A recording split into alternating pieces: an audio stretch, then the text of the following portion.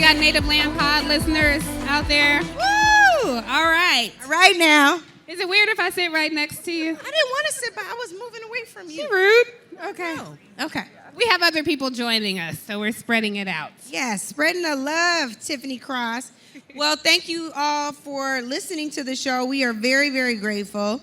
Today we are joined by some of our partners at Google, and we're going to have a conversation about how they got there. Where they do that at, Tiff? How they got there? Where they do that at? I don't know. Okay, that's fine. They're going to answer where they do that at. Joining us now, we have Grant Bennett, who is a program manager of external partnerships and experiences at Google. Hey, my friend. Good to see you in person, brother. We also have joining us Dee Robinson, a site reliability engineer and former BGN Global co-chair. Hi, Dee. Good to see you. And last but certainly not least, we have EJ Stancil, who is the community engagement manager for Africans at, I think I said that right, BGN and Black Leadership Advisory Group. Welcome. Nice to see you. You know, I really don't know if we are at like Culture Con. It's a lot of Culture Con fashions around here. Y'all are doing it. I love these looks. This is great.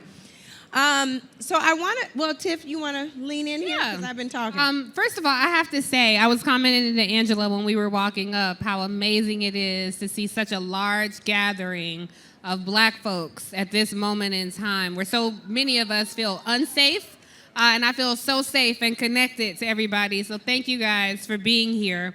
It's also a really interesting time policy-wise to be in the tech industry. A lot of moving parts, and as we know so frequently, policy moves a lot slower than technology does. So for each of you guys, if you can just briefly tell us how you got into the tech industry, a little bit about your journey. And we'll start with you. Is it D or J? D. Sorry, just checking. So I wasn't actually supposed to be in tech. My entire life, I wanted to be a surgeon. Okay, sorry about that. Can y'all hear me? Okay, great. I wanted to be a surgeon. That was the plan. What happened in high school is I had my son my senior year of high school, and I kind of had to make a decision. My AP chemistry teacher, he basically said, you're good at math and science. You should try this technology thing. And I resisted. I'm like, nah, that's not what I'm doing. Like, that's not the plan. But the more I thought about it, the more it made sense. It would take time to be a surgeon, take time to make money. So I thought maybe with technology, I could make money sooner. So I switched. The rest is history. Yeah, so first off, pleasure to be here. I'm from a really small town, Fayetteville, North Carolina. 2-6, yeah. Essentially, man, the only person from my neighborhood that had really made it big in anything was J. Cole. And when I was a kid, I was in a J. Cole music video. He inspired me not only to think about education. Hello? Okay. Yeah. I'm offended. You're offended? Because he just said when I was a kid, I was in a J. I'm old, so I'm offended, Grant. Carry on. When I was a kid, I was in a J. Cole music video. Yeah. I was in a Who Dat video. So it came out 2009. I was in the 6th grade. This is disrespectful. Keep going, Grant, with this age discrimination. Was in the video, saw myself on 106 and Park as a kid and said, yo, I want to do something on a global scale like J. Cole. Got to meet J. Cole again as I got into high school. He inspired me to go to Morehouse College, where I played baseball. My experience at Morehouse actually led me to reconnect with one of my close friends from my neighborhood who worked at Google, Brandon Nixon. Told me about an internship program that led to a full-time job. Just kind of followed him in that way and been here for 5 years. That's incredible. EJ? Yeah, hey everyone. It's good to be here as well. How I started was somewhat untraditional as well. I grew up in creative arts, and so I played piano, I sang, I also played the harp a little bit, and so my focus was to do classical music. And then I realized that there wasn't a lot of money in that. And so I was like, oh, I need to find something else that can sustain a lifestyle that, I seek to have some time down the line. And so I made the pivot into business, but with a creative lens, because that's something that I couldn't sacrifice. And so how I got into tech was after a few years in marketing and advertising, working through creative advertising agencies to develop campaigns as a producer. And I saw the opportunity to really what it looks like to develop things when we are at the table, and the great work that can be done when we build with an inclusive mindset and we build with things with everyone in mind. And so when I pivoted into tech, I looked at Google, I saw the mission statement, and I saw myself making impact here at the company. And so it was with that mission statement, organizing the world's information and making it universally accessible. That resonated with me, and that's what brought me into tech. Yeah. Can I ask you all, Grant already mentioned Morehouse. Where did you all go to school? I'll go first. I went to Rochester Institute of Technology. That's in upstate New York. I grew up in Houston, so shame on me for not first stating that I'm from H-Town. Okay. But I went to school, University of North Texas. And I think that part is important too, Tiff, because I think some folks would hear Google and think that they have to go to an Ivy or have to have a certain path. And I want our folks to know, whether it's an HBCU or a TWI, sometimes you find an ally or a friend like Brandon, and you can follow their trajectory through other routes too. So speaking of there's such a variety of fields of study right now, and a lot of people also think that STEM is the only field of study to pursue careers in tech. Is that correct? What are some other ways that people can crack into the industry? So just to pick on that, I was a psychology major. I actually studied and did research on identity, art, and democracy in a research lab at Morehouse, which led me to understand data analytics, which data analytics was actually my entryway into Google, right? Understanding people operations through the lens of numbers and insights. And from then I was able to actually understand, I love working with community. I love working with different people and partnerships and all the different things that came with what I do now. And as a psychology major, I never thought there would be a correlation to experiential partnerships, any of the stuff I do now, but my background was not in a hard STEM field at all. I think adjacent to actually building the technology itself, on the other side of that is the people who use the technology. And so when we think about roles that are available within technology, it's not just folks in STEM, but it's folks who can understand user behaviors, understand human interaction design, and bringing forward relationships between people and technologies. And so I think there's plenty of space outside of the STEM world and field of study where many schools of thought can contribute meaningfully into tech. I agree with what both of you said. You said something that I switched my major to do human-computer interactions, right? It's just I was recruited, right, before then in the system administration, but that's what I wanted to do. So I love that. I want to ask you all, we're here at AfroTech. It's a unique environment. I'm willing to wager a pretty good bet that most of your meetings, most of your teams don't look like the demographics of AfroTech. But one thing that is important is you all are here. Maybe you would have come anyway, Houston. But you're here for a reason, and that is to democratize access to the Googles of the world. So can you talk a little bit about the importance of that double consciousness that you have to carry into work? You know that you're there, but you're also there to open doors for other folks who look like us. Talk about the importance of that. So for me personally, I talk about this a lot because I feel like seeing someone who looks like you doing something that you might not know is possible matters. And I feel like I want to tell my story. I don't want anyone to tell it for me, right? And I want to share my story because I want more, more of us, more diversity, right? But why not me? So I go out, I talk, and I try to keep that in my mind that people are watching, right? And I don't think that's a bad thing, because look at me, right? Look at me now. You wasn't 5 years old when that came out, Grant. So rude. Just rude. Look at me now. That's what, 2010? Yeah. I don't know. Yeah. I'm 12 then. So we, you know.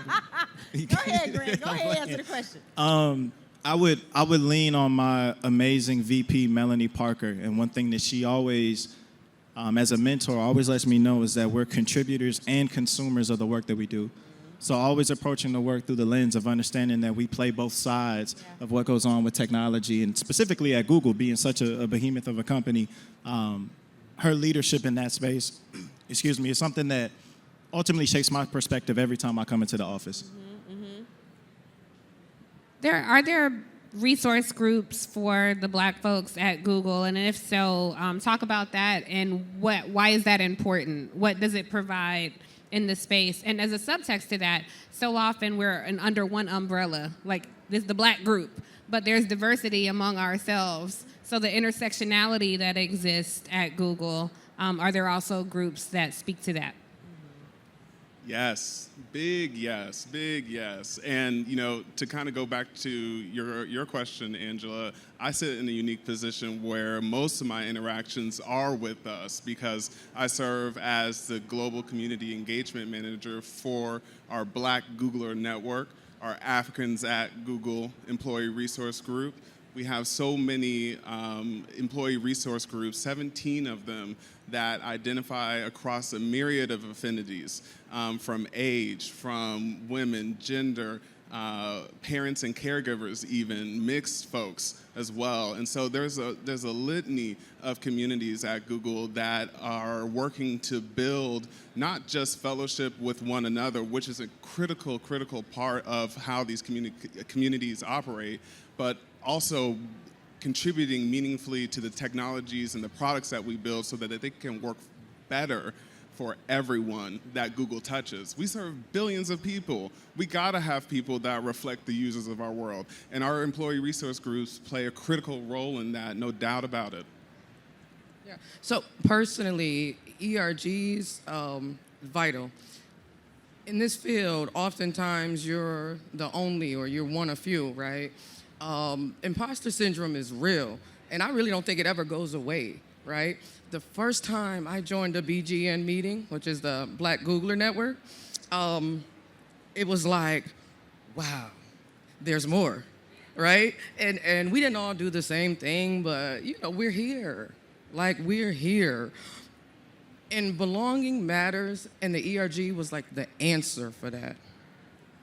And I think, too, an example of that being, again, how BGN, the Black Googler Network, impacts our products is through things like the Pixel camera. You know, Pixel has one of the best cameras on a device, period, hands down, and it's because of the efforts that BGN and our Universal Product Development Group has contributed to make sure that our skin tones and the range of our skin tones can reflect accurately on our device, on camera, every single time.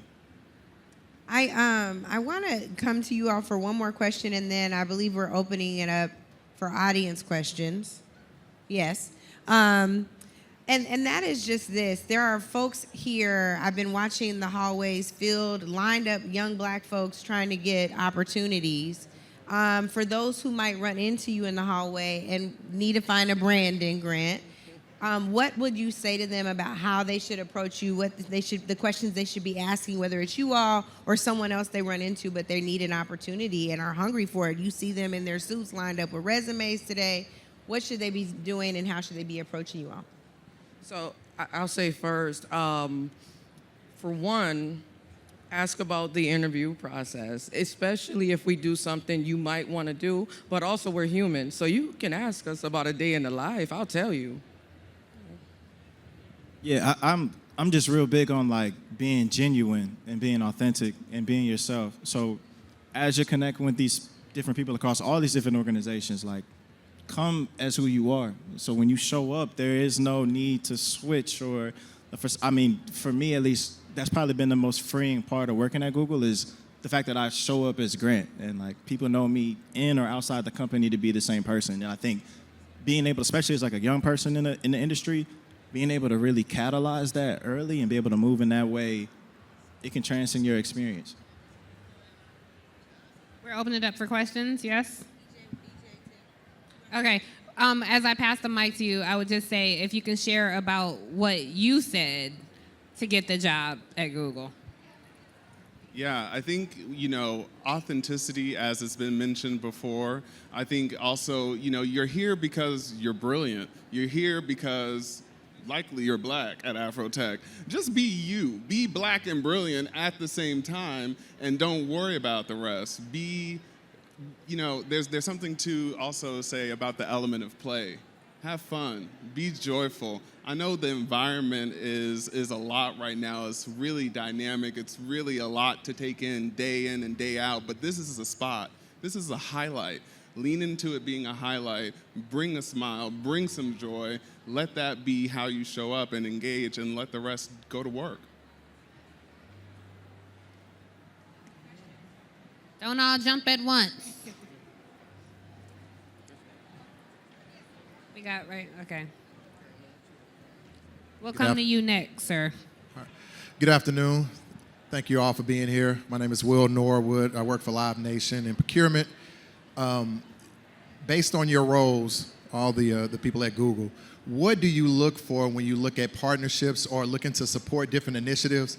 What kind of things inspire you or motivate you to act or bring community around Google to a certain product, service, company, nonprofit? What are some of those things that you look for? And if somebody wanted to connect with you, what are some of those things that you would want them to have in position before they even approach you, or that would spark an interest? Thank you.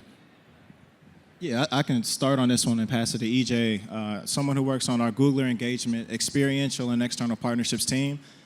First off, we're looking to make sure that whatever partner we go to look at actually aligns with a business need. I think a lot of times people try to make plays or try to make a connection just because we have a good brand, but if there's no true alignment to what we do, what we produce as an organization, 9 times out of 10, it just doesn't make sense. I think the second part of it is seeing how people move or organizations move as partners. Like, we always at Google want to make sure we're being great partners in the same way that we expect for our partners to be great to us.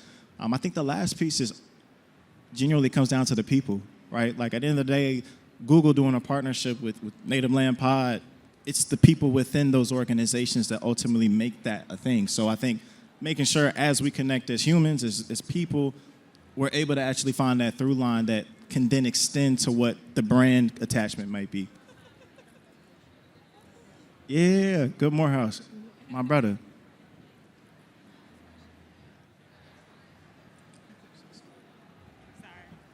Hey, my name is Adam Akisonia. I just had a question about, when you go into corporations and when we go, could you hear me now? Better? Okay. When we go into corporations, sometimes we have the tendency to go twice as hard to prove that I am him and I am her, right? To be able to say, I belong here. But that also leads into burnout. So how did you balance, proving that you belong there without having that burnout? I think that's a great question, and I have many thoughts and opinions on that because I see it in the community day in and day out. And so my first response is to start with a measure of contracting. What I mean by that is in your relationship with your manager and your line leadership, it is about understanding what are their motivators, what are their goals, and being able to set up boundaries in that contracting conversation, telling them this is exactly who I am. So every manager that I've had knows me very well because, one, my mom is German, two, my dad's military. I am very direct. I don't play. I don't go around the corners too much. And so when I'm engaging in a professional dynamic, the thing that I value, I talk about my values often, and I put that on the table, is honest and direct feedback early and often. And so when we are measuring and going through our workflow day in and day out, I don't have to go too far above and beyond because I established a social contract with people who have influence over my career directly. So that's just my 2 cents. So I'll say, for one, I make sure the stuff that I'm doing is enjoyable so it doesn't feel like work all the time. But in terms of overworking, I just don't. Like, I believe in work-life balance, right? I believe what I'm doing adds value. I do what I say I'm gonna do. I deliver it. When I said I was gonna deliver it, we're good. Yeah.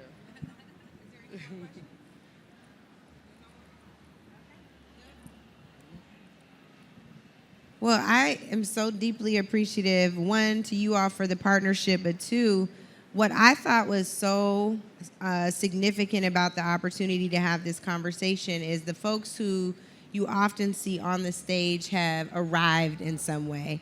And what I loved about this particular conversation is it was a way to kind of on-ramp where people might see themselves as right beneath your level or lateral, you know, someone who's their peer, little J. Cole over here. Someone is their peer who they can see themselves reflecting back. And I think we have to have these kinds of conversations so people know that it is still tangible, it's feasible, it's within reach. So I just want to thank you all, EJ and Grant and Dee, for taking time to just really let folks know that, one, when they see you, they can ask you about what it's like to be a Googler, and two, just to be able to say what's up and make sure that we're all good. Go ahead, Tiff. I echo everything Angela just said and want to say what great partners Google has been to Native Land Pod, and shamelessly tell you guys you can catch Native Land Pod every week wherever you get your podcast. New episodes drop every Thursday. Angela's supposed to do 1 solo pod a week, but I swear she's been doing 5 a week these days. She got a lot to say. Bakari Sellers, our latest co-host, is here somewhere, but he also has a solo pod that drops, as does Andrew Gillum on occasion. So thank you guys for being Native Land Pod listeners. Thank you guys for being so authentic, and thank you to Google for being a great partner. Enjoy AfroTech, everyone. Welcome home, y'all. Native Land Pod is a production of iHeartRadio in partnership with Reason Choice Media. For more podcasts from iHeartRadio, visit the iHeartRadio app, Apple Podcasts, or wherever you listen to your favorite shows.